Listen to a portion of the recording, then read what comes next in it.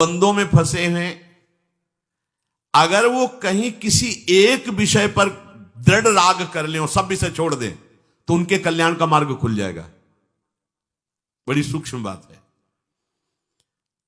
किसी एक विषय पर हमारी दशा क्या है, प्रपंची स्वभाव है। अभी ये भोगा, अभी ये भोगा, ये भोगा, ये भोगा, बहुत फैलाव है किसी एक विषय पर। जैसे धनुर्दास जी की पूरी आसक्ति समट करके अपने पत्नी के रूप में हो गई थी, कहीं आसक्ति नहीं थी, ना अपने से ना पराये से। बड़ी ऊंचाई पर पहुंच गए इस आसक्ति को लेकर।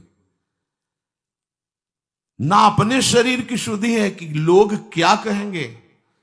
अब सामान लेने अगर घर की कोई सेवा की बाजार में जाना है तो वो अकेले नहीं जा सकते थे, पत्नी के बिना नहीं जा सकते। और वो भी ऐसे नहीं कि साथ ऐसे चले, रूप देखे बिना नहीं रह सकते। तो धूप ना पड़े उनके रूप में ऐसे छाता लेकर के और बैक पीछे हटते जाते थे, उल्टा चलते, सामने पत्नी आ रही, लोग हंसी दिल्लगी मजाक करते, कोई परवाह उनको नहीं थी। आसक्त चित्त, देखो सब जगह से हटकर एक जगह आसक्ति हो गई। इस एक आसक्ति का चमत्कार हुआ कि यह सूचना आचार्य चरण तक पहुंची। उनके शिष्यजन कोई ठाकुर सेवा की सामग्री लेने आए थे कि प्रभु हमने तो आज ऐसे स्त्रीण पुरुष को देखा, स्त्री आसक्त पुरुष को, कि वो ऐसे ऐसे चल, ये तो बहुत काम की बात है, पूरा चित्त उसने समेट दिया है, बस उसका मोड़ कर देना है, पूरा समिटा हुआ चित्त है। नजदीक गए, उनका भाई तुम ऐसा क्यों?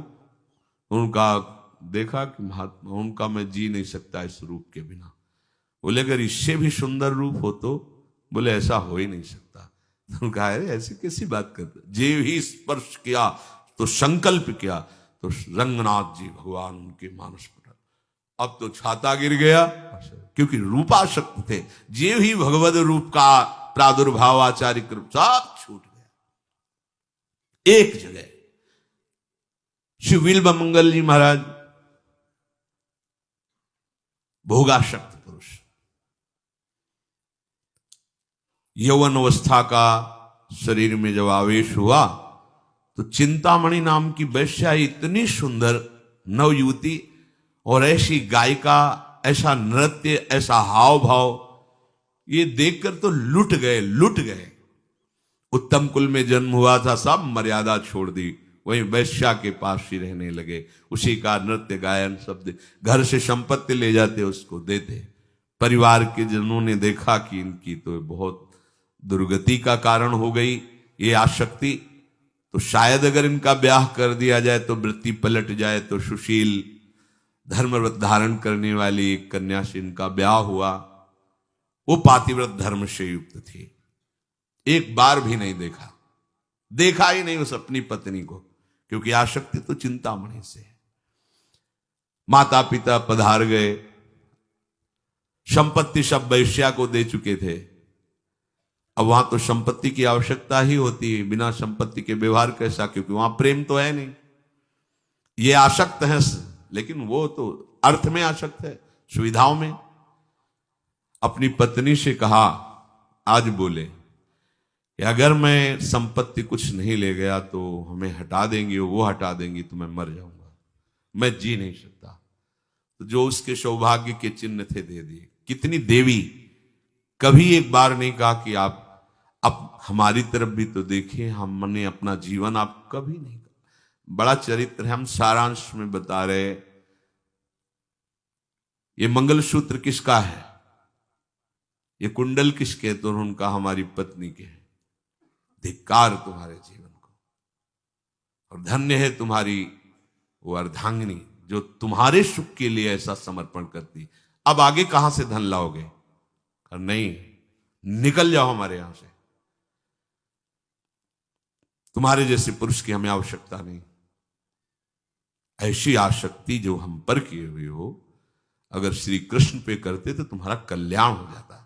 भाग यहां से, अर्थविहीन की हमारे यहां कोई जरूरत नहीं। भगवान ही उसकी जबान पर बैठकर बोल रहे थे। सोचो, जिसकी ऐसी आसक्ति और वहां से धक्के मार के निकाल दिया गया हो, उसकी हालत क्या होगी। बस शब्द कान में वही गूंज रहे थे कि अगर यह आसक्ति श्री कृष्ण में होती तो वहां कल्याण हो गया होता। अब जहां कभी ठौर नहीं मिलती कहीं, तो फिर एक ही जगह दिखाई देती, श्री हरि। यह दरबार ऐसा है कि सबके लिए हर समय खुला रहता है भगवान का। और इस दरबार में प्रवेश पाने के लिए संतों की फिर जरूरत होती, बिना संतों के मार्ग नहीं मिलता। एक आश्रम में गए, वहां सदगुरु रूप से वर्ण किया, कृष्ण मंत्र की दीक्षा ली, काफी समय तक वहां रहकर भजन किया, फिर विचार किया कि हम अब भ्रमण करते हैं।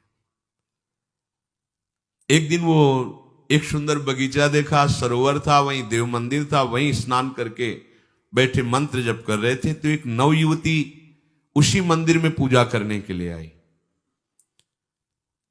देखते ही उनका भाव बदल गया, जैसे चिंतामणि वैसे ही उनको दिखाई देने लगी। अब तो फिर वही बावरापन, पीछे चल पड़े। बार बार पूजा करने के बाद मुड़ करके देखती कि ये आदमी हमें बड़ी एकाग्र दृष्टि से देख रहा है, तो वैष्णव पर दृष्टि सही नहीं है। जल्दी से पूजा की, घर की तरफ चल, ये पीछे पीछे। वो और रफ्तार बढ़ाई, अपने घर गई और पति से कहा, पातिव्रत धर्म का पालन करने। प्रभु, ये वैष्णव चिन्हों से तो युक्त है, पर मुझे लगता है इसकी पाप दृष्टि है, ये गंदी दृष्टि से हमें देख रहा था। तो जो धर्म का पालन करने वाले होते बड़े गंभीर होते हैं। उन्होंने कहा, तुम अंदर जाओ, ये वैष्णव चिन्हों से युक्त है, इसका अनादर तो नहीं कर सकते। दरवाजे पर आया है, हम इससे प्री भाषण करेंगे, तुम्हारी कोई हानि तो हुई नहीं है। गए और उनका, कहिए भगवान कैसे आगमन हुआ? तो उनका, ये जो अभी गई कौन थी? उनका, हमारी अर्धांगिनी थी, एक बार देखना चाहता हूं, आइए विराजिए। कितने धर्मात्मा थे वो, धर्म को जानने वाले थे, अतिथि भावना की रक्षा करने वाले थे। बैठे, पत्नी से कहा, तुम उनके सामने जाइए, वो देखना चाहते हैं तुम्हें। उनका, प्रभु मैं बता रही हूं कि इनकी गंदी दृष्टि थी, अगर कहीं स्पर्श कर लिया तो बोले, तुम्हें अपने पातिव्रत धर्म पर विश्वास होना चाहिए। जो अपने धर्म का पालन करता है भगवान उसकी रक्षा करते हैं। तुम निश्चिंत होकर के उसको एक कमरे में बैठा दिया, भेजा। पत्नी गई, ऐसे देखा, हृदय जल गया। ओहो, पूरा जीवन तो मैंने पाप किया, अपराध किया, मेरे पवित्र माता पिता मेरी चिंता में प्राण त्याग दिए, मेरी पातिव्रत धर्म का पालन करने वाली पत्नी ने प्राण त्याग दिया, चिंतामणि ने मुझे ठुकरा दिया, आज भी मैं वैसी हालत में हूं। गुरु ने कृपा की, मंत्र दिया, वैसी मेरी हालत। ये हालत आंखों के कारण हुई है, नहीं रहने दूंगा इन आंखों। उनका, देवी एक सेवा करोगी? हां बोलिए। 2 सुई लाकर मुझे दे दो। पति से कहा कि उन्होंने कहा, 2 सुई लाकर दे दो। दे दीजिए। 2 सुई लिए और कहा, हे कृष्ण, आपने कृपा करके अवसर दिया, पर ये नेत्र आपको देखने के लिए लालायित नहीं हुए, ये संसार के रूप देखना, अब मैं इनको नहीं रखूंगा। दोनों सुई चुभोली, दोनों आंख फोड़ दी। वो दोनों गृहस्थ देखकर हाथ जोड़ पड़े, भगवान आपने ऐसा क्यों किया? बोले, मैं वैष्णव भेष धारण के ऊपर, मैं हृदय से वैष्णव नहीं हूं, मैं वैश्यागामी व्यभिचारी रहा, आज फिर मेरी दृष्टि खराब हो गई। इस दृष्टि ने मुझे श्री कृष्ण से दूर किया। ऐसी दृष्टि किस काम की, जो आप जैसे पवित्र गृहस्थों के प्रति भी हमारी पाप दृष्टि हो, इसीलिए इसे नहीं रखना, फोड़ दिया। चल पड़े, श्री कृष्ण को अपने नेत्र बनाकर चल पड़े वृंदावन के लिए।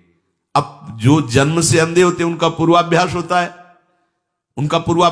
है, वो बहुत संभाल के चलते, लेकिन अचानक कोई अंधा हुआ तो उसका पूर्वाभ्यास नहीं होता। इसलिए एक ऐसे कुएं में जिसमें जल नहीं था, सूखा था, उसमें गिर गए जाके। अब तो सोचा कि अब तो मरना ही है, आसपास कुआं, हे कृष्ण हे करुणा में प्रभु को पुकारा, हे दीन बंधु बाबा हाथ पकड़ो। ऐसे किया तो हाथ मिल गया, बड़ी दिव्य सुगंध, बड़ी दिव्य कोमलता। तो विचार किया, कुएं में कैसे ऊपर से हाथ आ सकता है? 30 हाथ का कुआं, 25 हाथ का कुआं, कैसे ये तो अजान बाहु श्री कृष्ण ही ऐसा कर सकते हैं। एक क्षण में बाहर आ गए। तो हाथ को ऐसे स्पर्श करते हुए छुड़ा लिया। तो उनका ठीक है, हाथ छुड़ा के जाओ, ठीक, कोई बात नहीं, लेकिन हृदय से जब चले जाओगे तो हम तुम्हें सूरवीर समझेंगे। अब तुम हृदय से जाने वाले नहीं। भगवान ने हाथ पकड़ लिया, सीधे वृंदावन लाए और वो उन्होंने वंदना चिंतामणि की कि उसकी अगर डांट फटकार नहीं लगी होती तो मुझे ये सच्चिदानंद श्री कृष्ण ना मिले होते। हम लोग द्वंद्वों में भटक रहे हैं, कहीं एक जगह अगर आसक्ति हो जाए तो मुड़ने में देर न लगे, क्योंकि एक जगह आसक्ति होने की खास बात हम तुम्हें बताते हैं। ये मन बड़ा परिवर्तनशील भोगों को भोगने में चतुर है, ये एक जगह लगी नहीं सकता।